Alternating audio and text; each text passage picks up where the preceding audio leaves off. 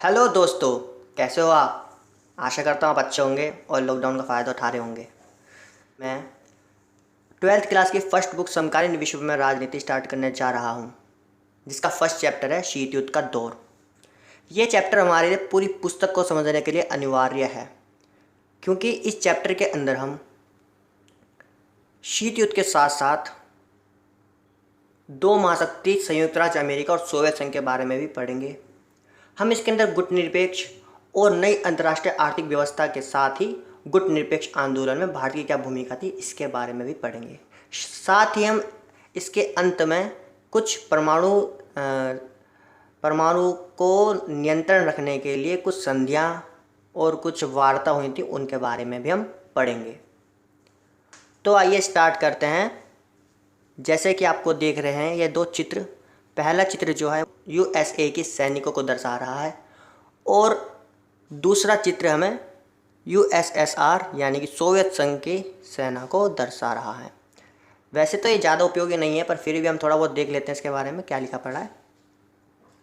जैसे कि आप देख रहे हैं, पहला चित्र हमें अमेरिकी सेना के वर्चस्व को दर्शाता है, क्योंकि जब अमेरिका ने जापान पर आक्रमण किया और वहाँ पर अपना झंडा फहराया। दूसरा चित्र में सोवियत गणराज्य के बारे में बताता है, जो बर्लिन जो जर्मनी के अंदर है उस पर अपना झंडा फहराता है। तो ये दोनों ही चित्र में दोनों यानी कि सोवियत संघ और अमेरिका के वर्चस्व को दर्शाते हैं। आइए अब हम अपने मेन टॉपिक पर चलते हैं, जिसका नाम है क्यूबा का मिसाइल संकट। मैं आपको ये कहना चाहूँगा कि जो मैंने हाईलाइट कर रखा है उस पर ज़्यादा फोकस करना, ठीक है। तो आइए देखते हैं क्यूबा का मिसाइल संकट। क्यूबा का मिसाइल संकट को समझने के लिए हम एक छोटी सी स्टोरी है उसको सुन लेते हैं। आप ध्यान से सुनिएगा। क्यूबा अमेरिका के तट से लगा हुआ एक द्वीपीय देश है और क्यूबा के अंदर साम्यवादी विचारधारा को अपनाया जाता है, क्योंकि क्यूबा का जो जुड़ाव है वो सोवियत संघ से था। साम्यवादी विचारधारा के अंदर राज्य का नियंत्रण उत्पादन के साधनों पर होता है और कंपनी पर भी राज्य का नियंत्रण होता है। इसमें व्यक्ति का अधिकार नहीं होता है, जिसके कारण राज्य में समाज कल्याण पर फोकस किया जाता है, ना कि लाभ पर। एक दूसरी तरफ अमेरिका था, जहाँ पर पूंजीवादी विचारधारा को अपनाया जाता था। पूंजीवादी विचारधारा के अंदर प्रतियोगिता बहुत ज़्यादा होती है और कंपनी और उत्पादन पर नियंत्रण व्यक्ति का होता है। तो जब अमेरिका की कुछ कंपनियां क्यूबा में लगी हुई थी, तो क्यूबा से अमेरिका ज़्यादा लाभ नहीं कमा पा रहा था, क्योंकि वहाँ की सरकार उसको इतना लाभ नहीं दे रही थी। तो इसी कारण अमेरिका ने सोचा कि क्यों ना मैं क्यूबा की सरकार को पलट दूं और अपनी विचारधारा वहाँ पर ले आऊँ।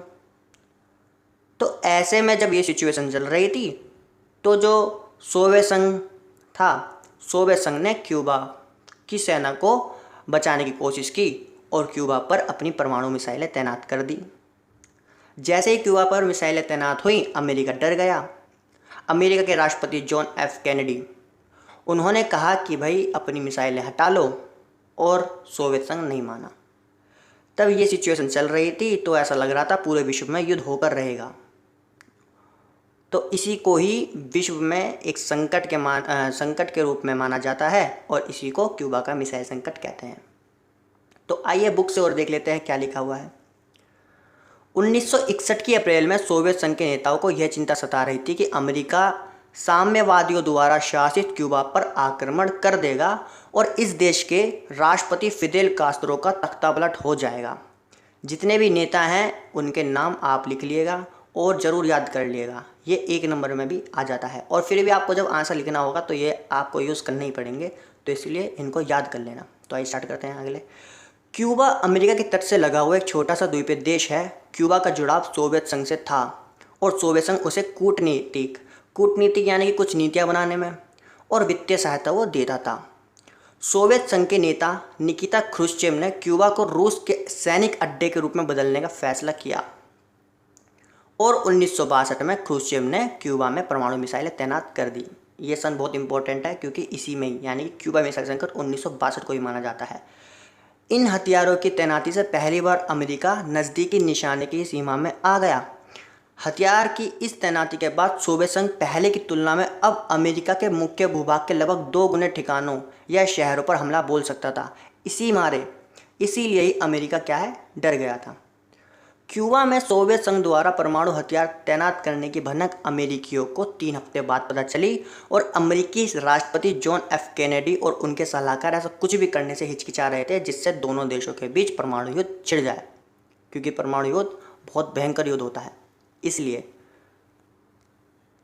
तो कैनेडी ने आदेश दिया कि अमेरिकी जंगी बेड़ों को आगे करके क्यूबा की तरफ जाने वाले सोवियत जहाज़ों को रोका जाए। ऐसी स्थिति में यह लग रहा था युद्ध होकर रहेगा। इसी को क्यूबा मिसाइल संकट के रूप में जाना जाता है। आशा करता हूँ आपको क्यूबा मिसाइल संकट अच्छे से समझ में आ गया होगा। यदि आपको नहीं आया, एक बात और मैं कहना चाहता हूँ, अभी तो मैं ऐसे पढ़ा रहा हूँ, लेकिन अगर आपको समझ में नहीं आता है तो मुझे आप बता दीजिएगा कमेंट में। मैं हो सका तो बोर्ड पर भी पढ़ाई करूँगा। वैसे मैं भी इस तरीके से पढ़ाने की कोशिश कर रहा हूँ। तो आइए देखते हैं आगे। तो दोनों पक्षों ने युद्ध टालने का फैसला लिया। क्यों लिया? क्योंकि दोनों को पता था कि परमाणु युद्ध होना बहुत ही खतरनाक है और पूरा विश्व इससे खतरा झेल सकता है। तो ये जो लाइन है, क्यूबा मिसाइल संकट शीत युद्ध का चरम बिंदु था। ये लाइन पेपर में आती है कि क्यों चरम बिंदु था। ये चरम बिंदु इसलिए था क्योंकि इससे पहले जो शीत युद्ध था वो इतना नहीं चरम पे पहुंचा था। इससे पहले शीत युद्ध चरम पर नहीं पहुंचा था क्योंकि सोवियत संघ और अमेरिका कभी भी आमने सामने नहीं आए थे। लेकिन 1945 के बाद जब द्वितीय विश्व युद्ध खत्म हुआ, उसके बाद दोनों के बीच में स्थिति खराब होने लगी और धीरे धीरे 1962 में स्थिति बिल्कुल ख़राब सी हो गई। इसलिए ही क्यूबा मिसाइल संकट को शीत युद्ध का चरम बिंदु कहा जाता है। आइए आगे चलते हैं। सबसे इम्पोर्टेंट लाइन जो शीत युद्ध का कारण भी मानी जाती है वो है विचारधाराओं की स्तर पर संघर्ष। जैसे कि मैंने आपको थोड़ी देर पहले बताया कि पूंजीवादी विचारधारा और साम्यवादी विचारधारा दोनों एक दूसरे से अलग है। पूंजीवादी विचारधारा की अगुवाई अमेरिका और उसके गुट कर रहा था। गुटों के बारे में हम आगे पढ़ेंगे। तो पूंजीवादी विचारधारा की अगुवाई अमेरिका और उसके गुट कर रहे थे और साम्यवादी या फिर समाजवादी की जो विचारधारा है वो सोवियत संघ के नेता और समाजवादी विचारधारा सोवियत संघ की अगुवाई में चल रही थी। पूंजीवादी विचारधारा के अंदर प्रतियोगिता होती है, व्यक्ति का नियंत्रण होता है, बाजार ही तय करता है कि मांग और पूर्ति, यानी कि किन चीज़ों को बनाया जाए, किन चीज़ों को बेचा जाए, ये सब बाजार नियंत्रित करता है। लेकिन जहाँ हम आते हैं साम्यवादी विचारधारा पर, तो उसमें ऐसा कुछ नहीं होता है। उसमें उत्पादन और कंपनी पर राज्य का नियंत्रण होता है और राज्य हमेशा समाज का कल्याण करने के लिए नीतियाँ और नियम बनाता है। तो इसलिए दोनों के बीच में, यानी कि दोनों विचारधाराओं के बीच में युद्ध था कि कौन सी विचारधारा अच्छी है, किस विचारधारा के आधार पर हम पूरे देश को या पूरे विश्व को चलाएंगे। आइए अब हम पढ़ते हैं शीत युद्ध के बारे में। शीत युद्ध शब्द की सबसे पहले जो यूज़ किया वो एल्फ्रेड सोवी ने किया। शीत युद्ध का मतलब क्या होता है? सीधे अगर हम लैंग्वेज में कहें तो शीत युद्ध एक ऐसी स्थिति है जिसमें दो या दो से अधिक देशों के बीच में या व्यक्तियों के बीच में या किसी संगठन के बीच में युद्ध जैसी स्थिति बन जाती है। ऐसा लगता है युद्ध होकर रहेगा, लेकिन युद्ध नहीं होता, कोई रक्त रंजित युद्ध नहीं होता। ठीक है, हम यहाँ पे एक चीज़ देखेंगे कि नेहरू जी ने इस युद्ध को स्नायु युद्ध कहा। स्नायु का मतलब होता है नसों में। तो ये जो युद्ध हुआ ये फिजिकली नहीं हुआ, यानी कि हम इसे नहीं देख पाए युद्ध को, लेकिन ये युद्ध विचारों का युद्ध था और ये शरीर के अंदर ही हुआ। तो ये नेहरू जी ने कहा था। अब हम आगे चलते हैं। इस युद्ध को समझने के लिए हमें थोड़ा बहुत द्वितीय विश्व युद्ध के बारे में भी पता होना चाहिए। तो सन 1945 में मित्र राष्ट्र और धुरी राष्ट्र के बीच में जो दूसरा विश्व युद्ध चल रहा था वो समाप्त हो गया था। जो ये दूसरा विश्व युद्ध है 1939 से 1945 के मध्य हुआ। इम्पोर्टेंट बात है ये। इस युद्ध जो ये द्वितीय विश्व युद्ध है ये मित्र राष्ट्र और धुरी राष्ट्र के बीच में हुआ था। मित्र राष्ट्र की अगुवाई अमेरिका, सोवियत संघ, ब्रिटेन और फ्रांस कर रहे थे, बल्कि धुरी राष्ट्रों की अगुवाई जर्मनी, इटली और जापान कर रहे थे। अक्सर क्या होता है कि जो स्टूडेंट्स होते हैं वो मित्र राष्ट्र के अंदर धुरी राष्ट्र को लिख देते हैं और धुरी राष्ट्र के अंदर मित्र राष्ट्र को लिख देते हैं। तो इसकी एक ट्रिक है, अगर आपको पसंद आए तो अच्छी बात है। मित्र राष्ट्र की ट्रिक क्या है कि उस समय हमारे यानी भारत का सबसे अच्छा दोस्त सोवियत संघ था, तो इसलिए सोवियत संघ और उसके साथ जितने भी देश थे वो सब मित्र राष्ट्र में आ जाएंगे, जैसे कि सोवियत संघ, अमेरिका, ब्रिटेन और फ्रांस। अब हम आते हैं धुरी राष्ट्र पर। धुरी यानी कि जिनकी धुर्री बन गई थी आपको पता है धुर्री का मतलब होता है हार जाना। तो जर्मनी, इटली, जापान हार गए थे और उनको धुरी राष्ट्रों में शामिल किया। ये ट्रिक है ना। तो आइए और आगे चलते हैं। जो ये दूसरा विश्व युद्ध हुआ था इसके अंदर कई सारे देश शामिल हुए, जैसे कि दक्षिण पूर्व एशिया के देश, चीन, बर्मा जिसे म्यांमार कहा जाता है, और भारत भी इसके अंदर शामिल था। इस युद्ध में बहुत बड़े पैमाने पर जान और माल की हानि हुई। इससे पहले भी एक विश्व युद्ध हुआ था जिसको हम प्रथम विश्व युद्ध कहते हैं, और वो 1914 से लेकर 1918 के बीच में हुआ। इस युद्ध में भी जान माल की हानि हुई। तो आप अंदाज़ा लगा सकते हैं कि अगर तीसरा विश्व युद्ध होता तो उसमें कितने जान माल की हानि होती, शायद पूरी दुनिया ही ख़त्म हो जाती। तो दूसरे विश्व युद्ध की समाप्ति कैसे हुई? दूसरे विश्व युद्ध की समाप्ति जब हुई जब अमेरिका ने 1945 में जापान के 2 शहर हिरोशिमा और नागासाकी पर परमाणु बम गिराए और जापान ने हार मान ली। तो जब अमेरिका ने जापान पर बम गिराए तो उसके 2 विचार निकले। पहला विचार आलोचक जो बुराई करते हैं कि भाई अमेरिका को जापान पर बम नहीं गिराना चाहिए था, और एक है समर्थक जो कहते हैं कि अमेरिका को जापान पर बम गिराना चाहिए था। तो पहले हम आलोचकों की सुन लेते हैं। आलोचकों ने क्या कहा? आलोचकों ने कहा कि अमेरिका ने जो ये जापान पर बम गिराया है वो सोवियत संघ को एशिया और अन्य जगहों पर सैन्य और राजनीतिक लाभ उठाने से रोकना था उसका उद्देश्य। कैसे? जब अमेरिका ने जापान पर बम गिराया तो उससे पहले ही सोवियत संघ ने ये ठान लिया था कि हम जापान पर आक्रमण करेंगे, लेकिन अमेरिका ने पहले आक्रमण कर दिया। उसके पीछे एक चाल थी, वो ये थी कि जापान के संसाधनों पर सोवियत संघ का नियंत्रण ना हो। अगर सोवियत संघ का नियंत्रण जापान के संसाधनों पर हो जाता तो हो सकता है वो अमेरिका से ज़्यादा शक्तिशाली बन जाता। इसलिए ही अमेरिका ने जापान पर पहले बम गिरा दिया। ठीक है, अब हम देखते हैं समर्थकों ने क्या कहा।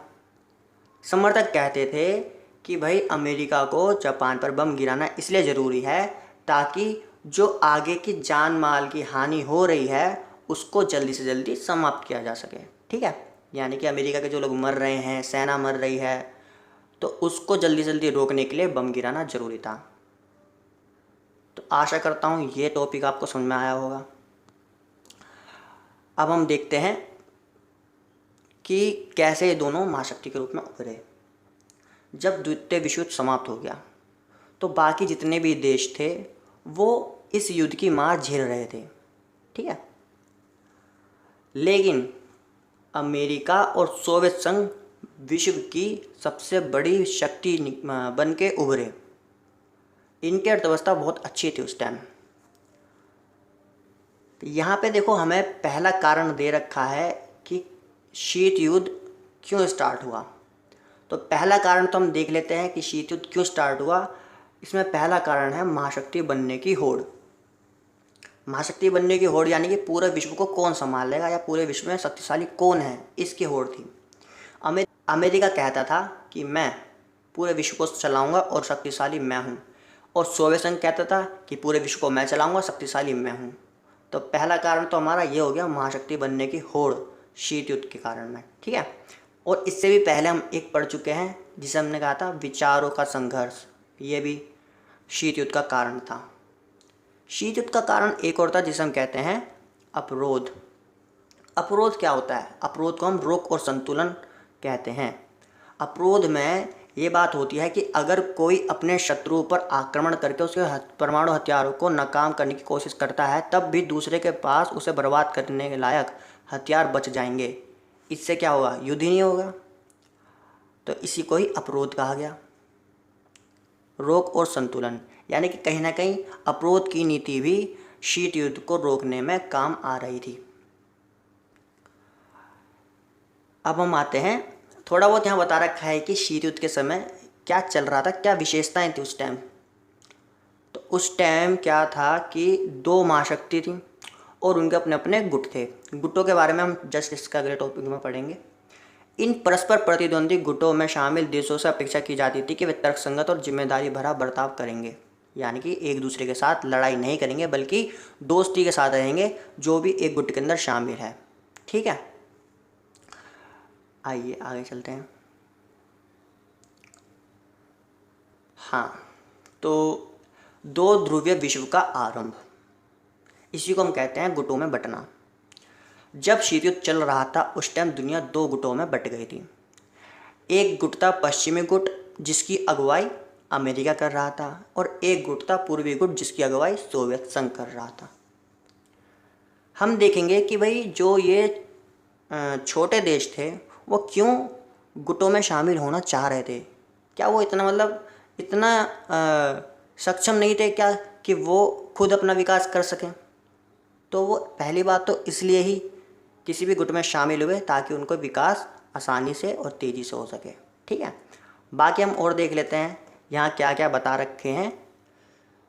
तो उनको पहला लाभ किसी भी गुट में शामिल होने से यह मिल रहा था कि उन्हें सुरक्षा का वादा मिल रहा था, यानी कि यदि कोई शत्रु देश उनके ऊपर आक्रमण करता है तो वो, यानी कि जो गुट के अंदर सदस्य हैं, वो उसे बचाएंगे। दूसरा हथियार, यानी हथियार सप्लाई करेंगे। बड़ी जो महाशक्ति हैं वो छोटे देशों को हथियार देंगी। तीसरा है आर्थिक लाभ, यानी कि वो उन्हें पैसे भी देंगी। और चौथा मैं अपनी तरफ से आपको बताता हूँ, चौथा है विचारधारा। जैसे विचारधारा कैसे कि जब नए देश उभर रहे थे शीत युद्ध के बाद, शीत युद्ध जब चल रहा था, नए देश उभर रहे थे, तो नए देशों को यह नहीं पता चल रहा था कि हम अपना विकास किस प्रकार कर सकें। तो ऐसे में उनके पास एक विकल्प था कि हम किसी एक गुट में शामिल हो जाते हैं और उस गुट में शामिल होकर उसकी विचारधारा अपनाकर हम अपने देश का विकास कर सकते हैं। तो जिनको पूंजीवादी गुट पूंजीवादी विचारधारा जिनको अच्छी लगी वो पूंजीवादी गुट में चले गए, और जिनको साम्यवादी या समाजवादी विचारधारा अच्छी लगी वो सोवियत संघ के गुट में चले गए। आइए आगे देखते हैं। तो जो ये गुट बनने की क्रिया थी, ये सबसे पहले यूरोप में देखी गई। यूरोप में जो पश्चिमी यूरोप था वो अमेरिका के साथ चला गया, और जो पूर्वी यूरोप था वो सोवियत संघ के साथ चला गया। तो पश्चिमी गठबंधन ने स्वयं को एक संगठन का रूप दिया। अप्रैल 1949 में उत्तर अटलांटिक संधि संगठन नाटो, बहुत ही इंपॉर्टेंट है नाटो, उत्तर अटलांटिक संधि संगठन की स्थापना हुई 1949 में, जिसमें 12 देश शामिल थे। वर्तमान में इसमें 29 सदस्य देश शामिल हैं, 29 सदस्य देश शामिल हैं। हाँ, मैं एक बात और कहना चाहता हूँ कि अभी तो हम इसे चैप्टर से पढ़ रहे हैं, बाकी इसका रिवीजन हम नोट से भी कर लेंगे, जिससे आपको बहुत फ़ायदा होगा। आइए आगे चलते हैं। ये चित्र में बताता है कि कैसे गुट बट गए थे। ये जो येलो वाला है ये नाटो सदस्यों का है, और जो रेड वाला है ये वार्सा पैक्ट। वार्सा पैक्ट के बारे में हम आगे पढ़ेंगे, पर फिर भी मैं बता देता हूँ, वार्सा पैक्ट सोवियत संघ का गुट था जिसके अंदर 15 सदस्य शामिल थे, और ये 1955 में बना था। आइए आगे चलते हैं।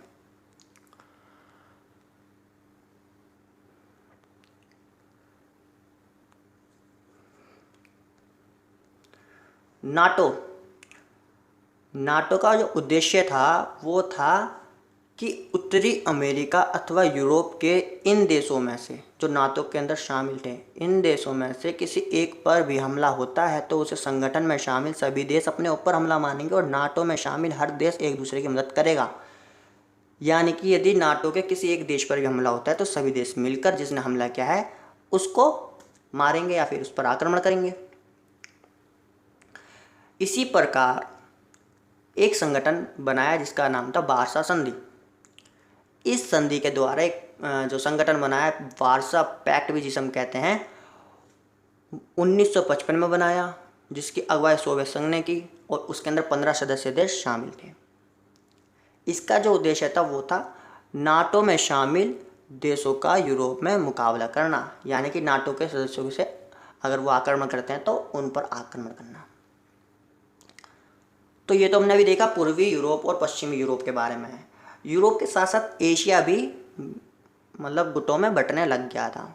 जैसे कि पहला गुट सिएटो जो 1954 में बना, इसे हम नोट्स में बहुत अच्छे से पढ़ेंगे।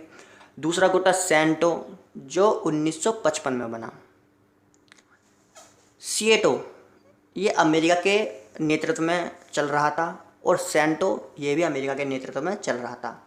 इसके जवाब में जब दक्षिण एशिया में सिएटो बनाने लग गए और केंद्रीय संधि संगठन बनाने लग गए तो इसके जवाब में सोवियत संघ और साम्यवादी चीन ने इस क्षेत्र के देशों मसलन उत्तरी वियतनाम और उत्तरी कोरिया और इराक के साथ अच्छे संबंध बनाए। अमेरिका ने सिएटो सेंटो करके अपने अच्छे संबंध बनाए देशों के साथ और सोवियत संघ ने उत्तरी वियतनाम, उत्तरी कोरिया और इराक के साथ अच्छे संबंध बनाए। आपको मैं एक बात बता दूं कि सिएटो के अंदर पाकिस्तान शामिल थे। आइए आगे बढ़ते हैं। कुछ देश ऐसे थे जो नवस्वतंत्र देश थे और उन्हें अपनी आज़ादी मिली थी तो उन्हें डर था कि कहीं हमारी आज़ादी छिन ना जाए, इसलिए उन्होंने गुट निरपेक्ष आंदोलन चलाया और वह उसमें शामिल हो गए। गुट निरपेक्ष आंदोलन के बारे में हम आगे पढ़ेंगे। तो फिर क्या हुआ, साम्यवादी चीन की 1950 के दशक के उत्तरार्ध में सोवियत संघ से अनबन हो गई और 1969 में इन दोनों देशों के बीच एक भूभाग पर आधिपत्य को लेकर छोटा सा युद्ध हो गया। क्या नाम था? जैनबाओ आइलैंड। आइए आगे चलते हैं। गुट निरपेक्ष आंदोलन का विकास इसलिए ही हुआ ताकि जो नए देश उभर रहे हैं उनकी स्वतंत्रता ना छीनी जाए और वो अपना विकास कर सकें बिना किसी के दबाव में। तो इसलिए गुट निरपेक्ष आंदोलन का विकास हुआ और वो किसी भी गुट में शामिल ना होकर अपना विकास कर सके, अपने फैसले ले सके खुद। अब हम देखते हैं कि जो महाशक्ति थी वो क्यों छोटे देशों को अपने गुट में शामिल कर रही थी। ये जो टॉपिक है पेपर के लिहाज से बहुत ही इम्पोर्टेंट है। तो छोटे देश निम्न कारणों से महाशक्तियों के बड़े काम आते थे। पहली बात हो गई महत्वपूर्ण संसाधन के लिए, जैसे तेल, खनिज, इन सब संसाधनों के लिए छोटे देश महाशक्तियों के काम आते थे। फिर है भूक्षेत्र।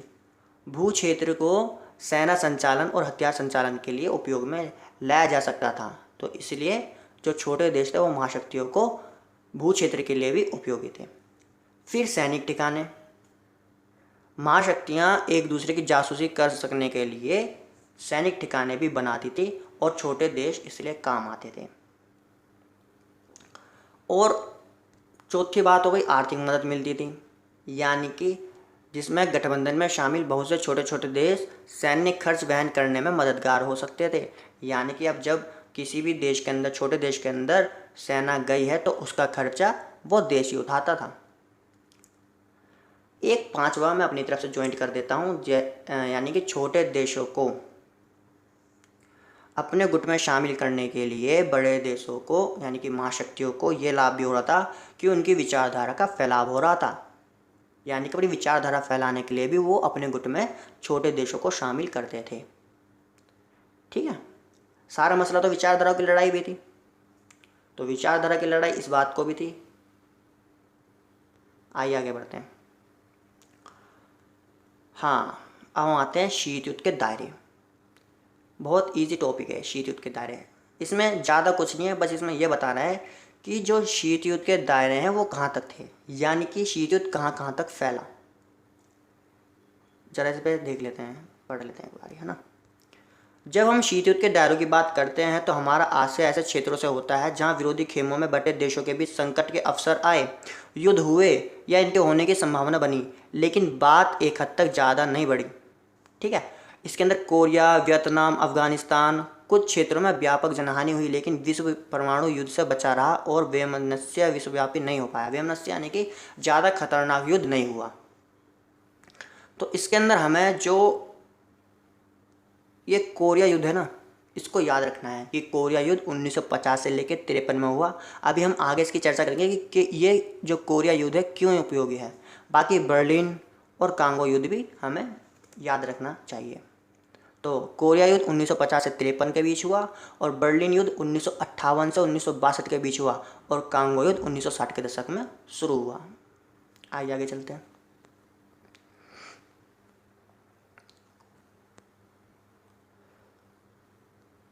हाँ, तो जैसे मैंने आपको बताया अभी कि गुटनिरपेक्ष आंदोलन चल रहा था और गुटनिरपेक्ष आंदोलन के अंदर उन सदस्यों को शामिल किया गया जो किसी भी गुट में शामिल नहीं होना चाहते थे। इसको हम नाम यानी कि नॉन अलाइनमेंट मूवमेंट भी कहते हैं। इसके अंदर प्रमुख नेताओं में एक थे जवाहरलाल नेहरू। बाकियों के बारे में हम आगे पढ़ेंगे, लेकिन जवाहरलाल नेहरू के बारे में बात इसलिए आई है क्योंकि नेहरू ने उत्तरी और दक्षिणी कोरिया के बीच मध्यस्थता में महत्वपूर्ण भूमिका निभाई। इसलिए मैंने कहा था कि कोरिया युद्ध हमारे लिए महत्वपूर्ण है, क्योंकि कोरिया युद्ध जो 1950 से लेकर 1953 में हुआ था उसमें जवाहरलाल नेहरू ने मध्यस्थता की भूमिका निभाई, यानी कि उन दोनों के बीच में जो तनाव चल रहे थे, जो युद्ध की स्थिति बन रही थी, उनको कम करने के लिए उन्होंने मध्यस्थता की नीति अपनाई।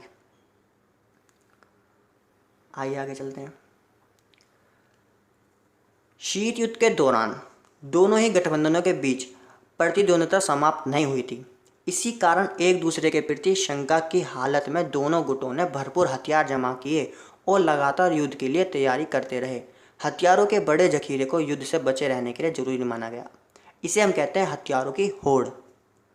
तो एक तरीके से हम कह सकते हैं कि शीत युद्ध होने का कारण यह भी था कि दोनों देशों के बीच में हथियारों की होड़ भी चल रही थी। कैसे?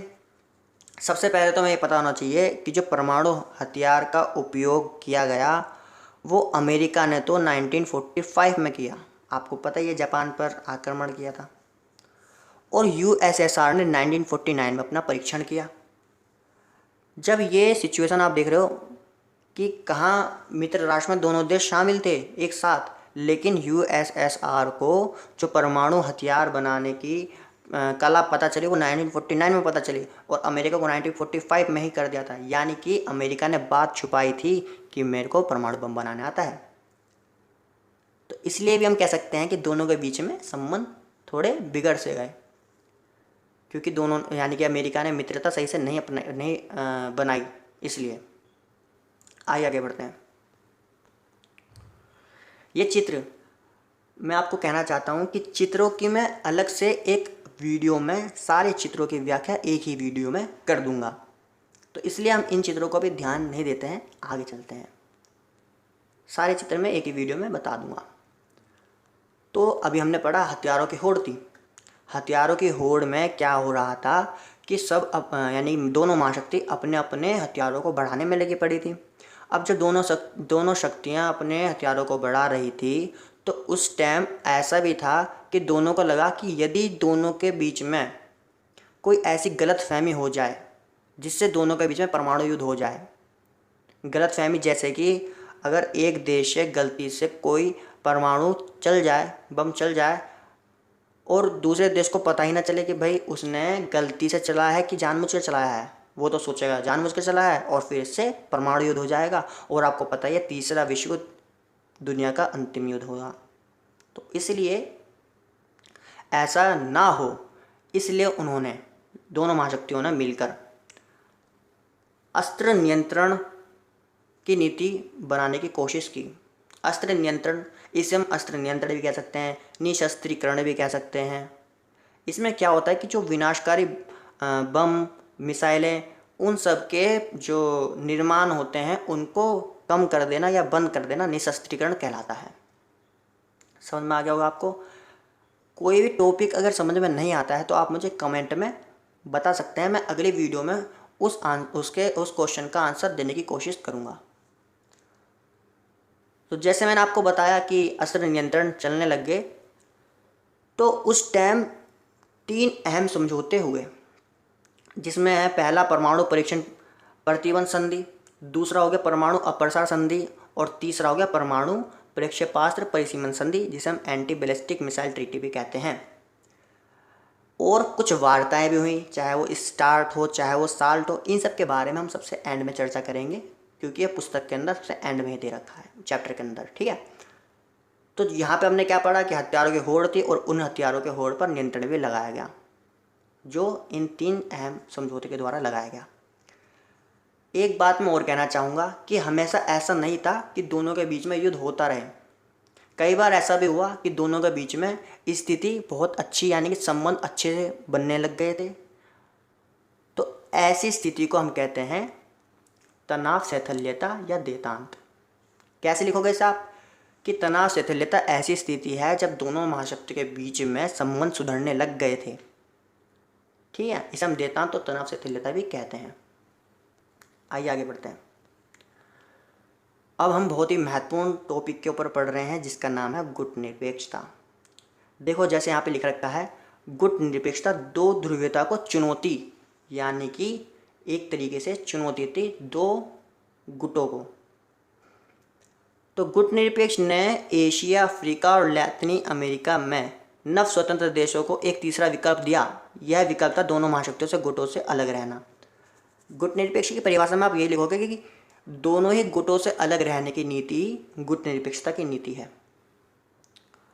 गुट निरपेक्षता की जड़ यूगोस्लाविया के जोसेफ ब्रोज टिटो, भारत के जवाहरलाल नेहरू और मिस्र के गमाल अब्दुल नासिर से जुड़ी हुई है।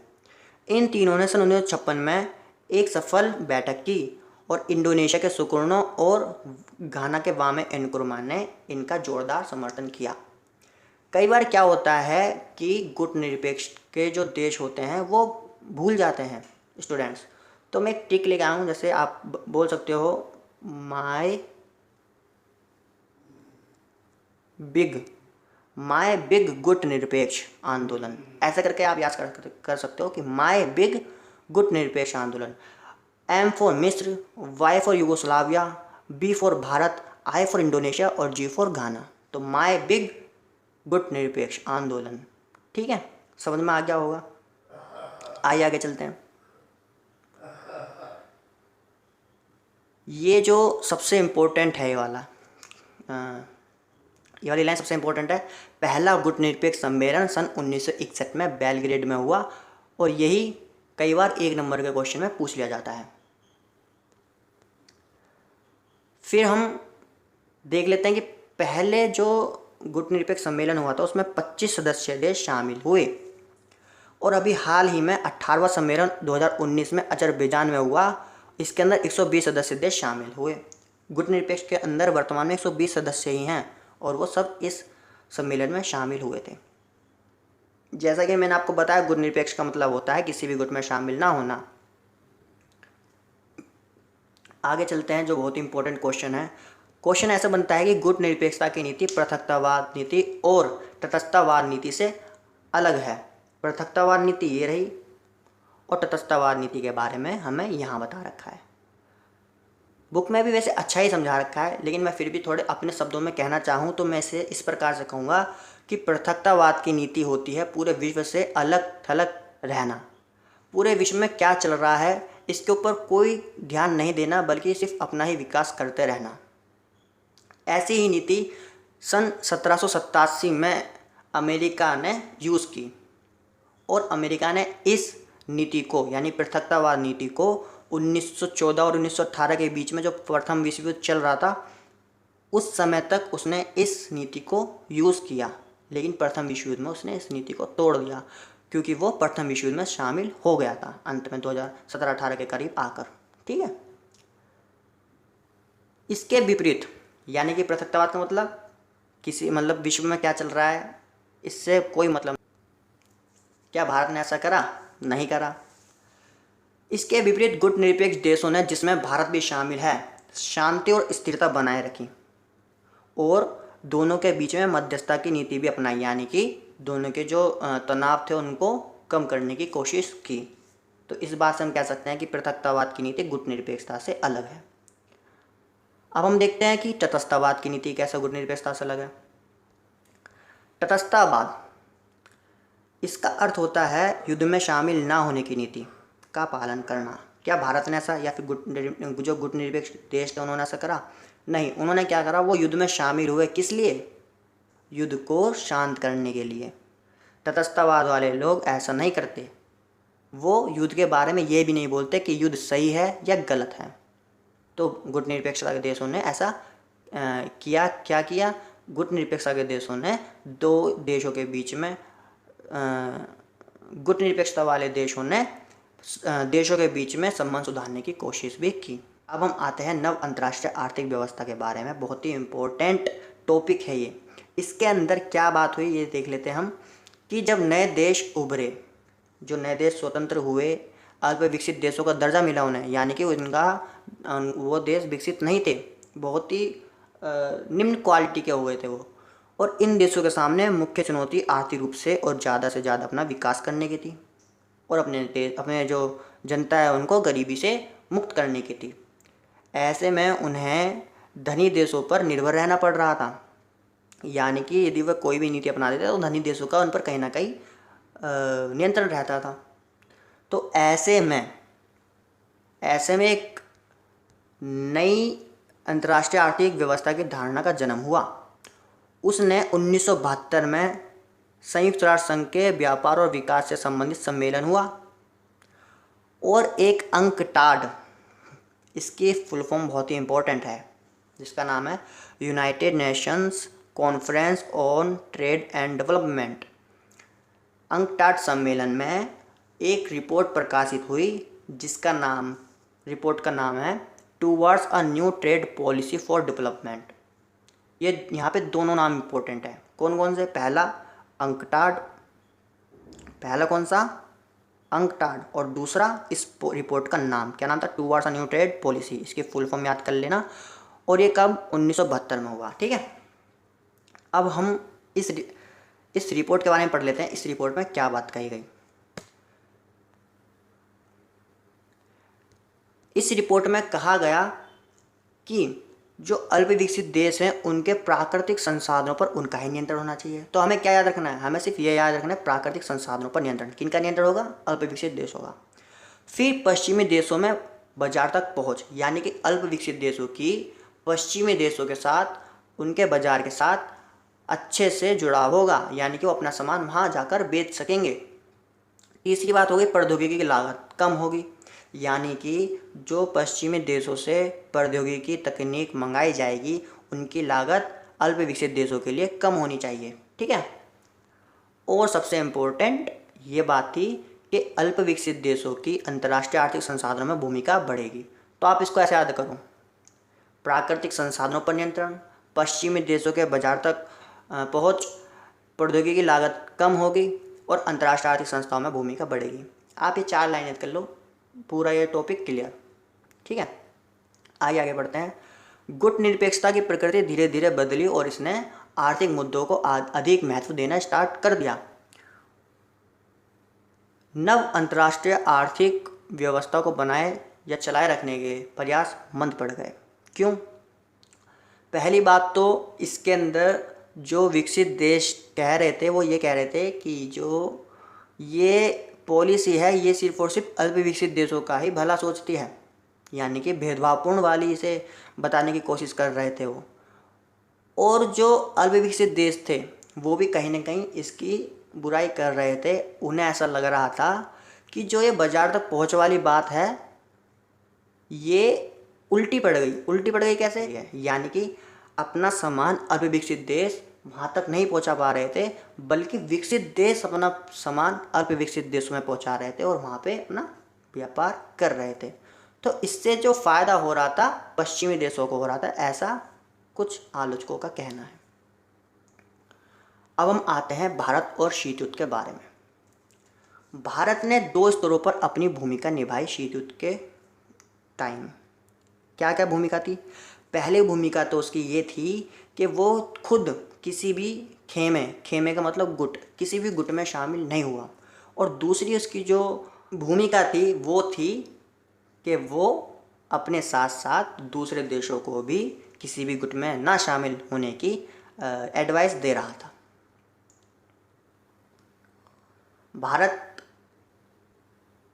भारत ने दोनों गुटों के बीच मौजूद मतभेदों को कम करने की कोशिश की। ये इसकी तीसरी भूमिका हो गई। और इसकी एक और भूमिका ये हो गई कि भारत के राजनयिक और नेताओं का उपयोग अक्सर शीत युद्ध के दौर के प्रतिद्वंदियों के बीच संवाद कायम करने और मध्यस्थता करने के लिए भी हुआ। यानी कि दोनों जो भारत है वो अन्य देशों के जो संबंध है उन्हें सुधारने की कोशिश भी कर रहा था शीत युद्ध के समय। फिर हम आते हैं एक और इसकी भूमिका पर कि शीत युद्ध के दौरान भारत ने लगातार उन क्षेत्रीय और अंतर्राष्ट्रीय संगठनों को सक्रिय बनाया जो अमेरिका और सोवियत संघ के खेमे से नहीं जुड़े थे, जैसे कि राष्ट्रकुल जो एक संगठन है वो, और हम इसके अंदर संयुक्त राष्ट्र संघ को भी शामिल कर सकते हैं क्योंकि संयुक्त राष्ट्र संघ के अंदर भी भारत ने अहम भूमिका निभाई ताकि वो जो शीत युद्ध है उसको कम कर सके। संयुक्त राष्ट्र संघ के बारे में हम कुछ समय बाद अगले चैप्टर्स में बता रखा है उसके अंदर पढ़ेंगे। तो आइए ये देख लेते हैं कि गुट निरपेक्ष जो नीति है वो भारत को कैसे उपयोगी या फिर लाभ पहुंचाया उसने। पहली बात तो ये कि गुट निरपेक्ष की नीति ने भारत को अंतर्राष्ट्रीय फैसले और पक्ष लेने में एक तरीके से शक्ति प्रदान करी उसे, ताकि वो अंतर्राष्ट्रीय फैसले खुद ले सके बिना किसी के दबाव में। दूसरी बात, उसने दोनों कौन, महाशक्ति जो दोनों थी सोवियत संघ और अमेरिका, इन दोनों के बीच में ऐसे संबंध बना रखे थे अपने, ताकि यदि कोई देश उसके ऊपर हमला करता या फिर दबाव बनाता तो वो दूसरे देश की साइड हो जाता था। ठीक है। बाकी विकास करने में भी गुट निरपेक्ष आंदोलन भारत के काम आया। अब कुछ लोग ऐसे हैं जो कहते हैं कि गुट निरपेक्षता की नीति ने, भारत ने जो गुट निरपेक्षता की नीति अपनाई है वो वास्तव में गुट निरपेक्षता की नीति नहीं है। क्यों? क्योंकि भारत ने स्वयं सन 1971 के अगस्त में सोवियत संघ के साथ अपनी आपसी मित्रता की संधि पर हस्ताक्षर किए। तो यहाँ पे आलोचकों को कहने को ये मिल गया कि भारत जो है वो सोवियत संघ के गुट में शामिल है। अब हम देखते हैं बहुत इम्पोर्टेंट टॉपिक, यहाँ से क्वेश्चन ज़रूर बनता है। जैसे हमने पढ़ा था 3 जो समझौते हुए, तो उसमें से हम 2 तो यहाँ पढ़ लेते हैं।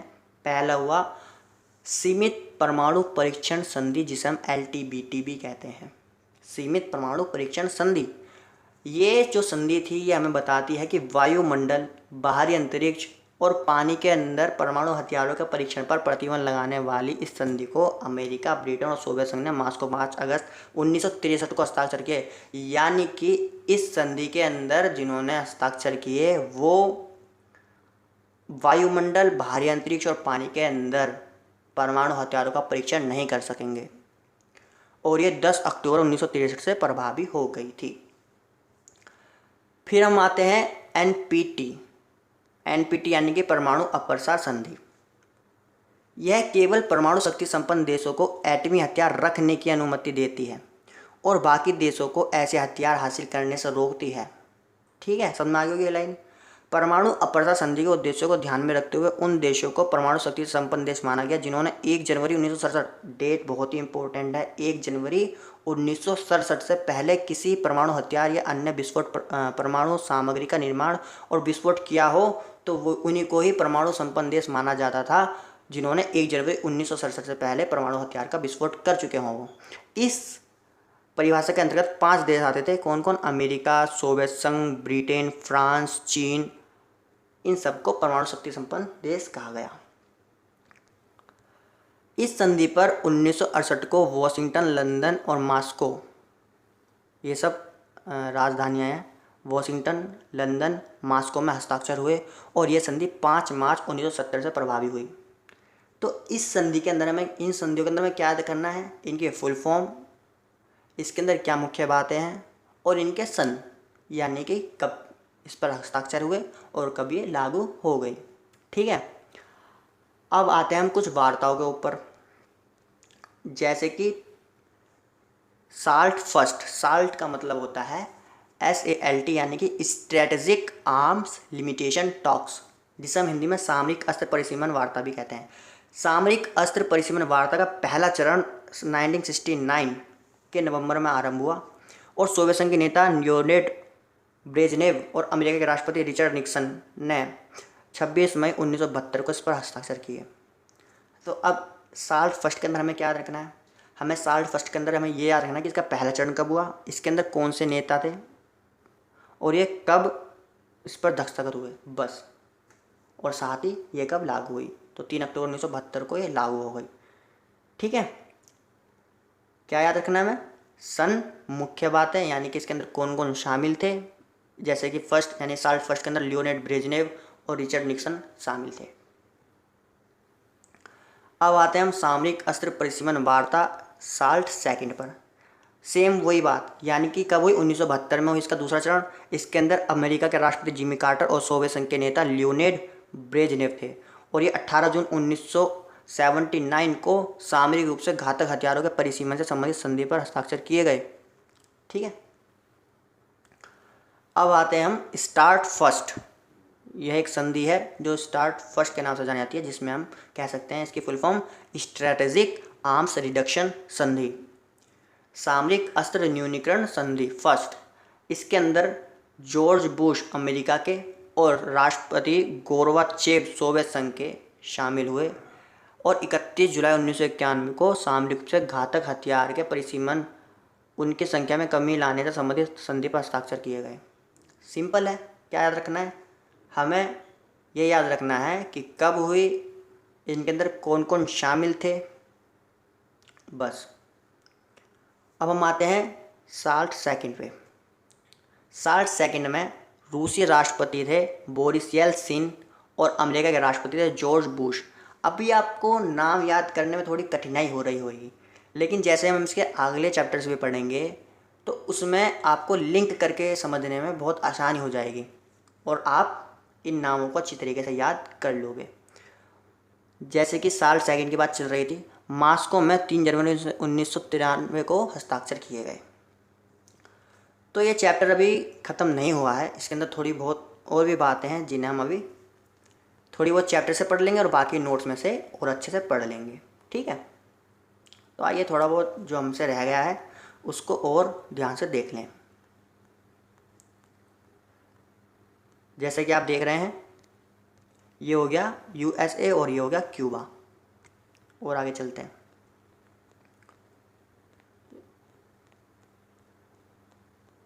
बाकी मैंने नोट्स में से और अच्छे से समझा रखा है, ये तो चैप्टर्स में से समझना बहुत ही इम्पोर्टेंट है। ये ट्रूमैन सिद्धांत, इसके बारे में भी हम आगे पढ़ेंगे कि ट्रूमैन सिद्धांत क्या था। मार्शल प्लान के बारे में भी हम आगे पढ़ेंगे। इनके सन याद कर लेना कि कब आए। कोरिया युद्ध, जैसे मैंने आपको बताया, बहुत ही इंपॉर्टेंट है, पेपर में आता है। कोरिया युद्ध 1950 से 53 में चला, ये वाले याद कर लेना। 1954 में जेनेवा समझौता हुआ, इनके बारे में सबके बारे में पढ़ेंगे। और सीएटो 1954 में हुआ। देखो क्या होता है, सीएटो सेंटो याद नहीं हो पाते हैं। आपको पता होगा एक कास्ट है SC, S फॉर सीएटो और C फॉर सेंटो। तो ये 54 में हुआ और ये 55 में हुआ। ठीक है, क्योंकि कई बार क्या होता है, बच्चे इसको 54 में लिख देते हैं सेंटो को, और सीएटो को 55 में लिख देते हैं, तो ये चेंज हो जाता है सन। तो इसलिए हम आपको बताएंगे कि सीएटो 54 में हुआ और सेंटो 55 में हुआ। SC एक कास्ट है, S पहला था, C बाद में। समझ में आ गया होगा आपको। अगर नहीं आया तो आप कमेंट में बता सकते हैं, मैं आपको अगली वीडियो में से और अच्छे से समझा दूंगा। बाद में आपको बर्लिन की दीवार के बारे में पता चलेगा कि कब इसे खड़ा किया गया, कब इसे गिराया गया। और क्यूबा का मिसाइल संकट बहुत इंपॉर्टेंट, पेपर में आता है, आपको याद रखना पड़ेगा ज़रूर। और ये अफ़गानिस्तान में सोवियत संघ का हस्तक्षेप जो 79 से 89 में हुआ, ये बहुत ही इम्पोर्टेंट माना जाता है। क्यों? क्योंकि इस युद्ध से भी जो सोवियत संघ की स्थिति थी वो खराब हो गई थी। तो जो हम आगे पढ़ेंगे कि सोवियत संघ का विघटन हुआ, उसमें कहीं ना कहीं एक कारण ये भी है कि सोवियत संघ का विघटन इस कारण से भी हुआ जो उसने अफगानिस्तान पर हस्तक्षेप किया। वैसे वो हम आगे पढ़ेंगे।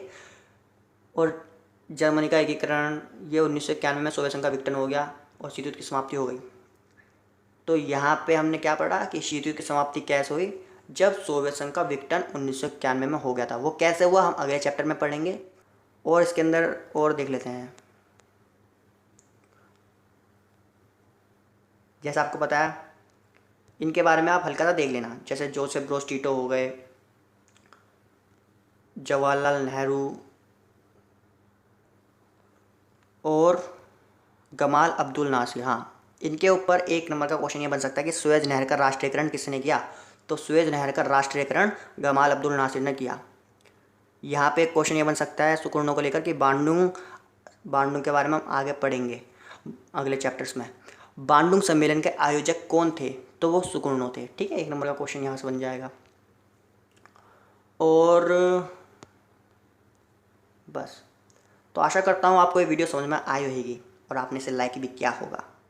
मेरे चैनल को सब्सक्राइब भी आप कर सकते हैं अगर आपको ये वीडियो अच्छी लगी और आपको इससे कुछ मदद मिली हो तो। मैं आपको ये कहना चाहता हूँ कि अगर ये ऐसे समझ में आया है तो आप मुझे ऐसे बता सकते हैं, मैं आपको ऐसे ही समझा सकता हूँ। यदि आप चाहते हैं कि मैं बोर्ड पर समझाऊँ तो मैं बोर्ड पर भी समझा सकता हूँ। तो आप मुझे कमेंट करके बताइए कि आपको कैसे समझना है। तो चलते हैं। Best of luck.